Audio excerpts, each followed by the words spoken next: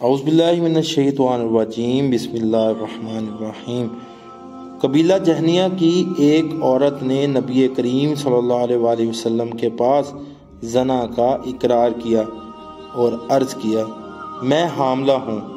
نبی اکرم صلی اللہ علیہ وآلہ وسلم نے اس کے ولی کو طلب کیا اور فرمایا، اس کے ساتھ حسن سلوک کرو اور جب بچہ جنے تو مجھے خبر کرو۔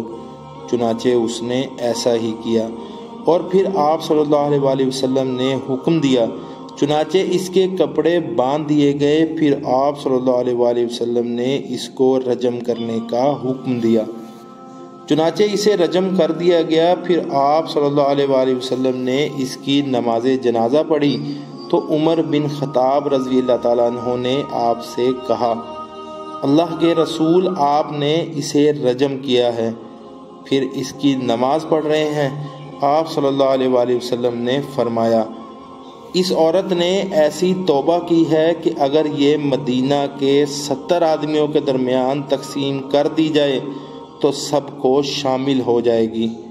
عمر، اس سے اچھی کوئی چیز تمہاری نظر میں ہے کہ اس نے اللہ کے لیے اپنی جان قربان کر دی؟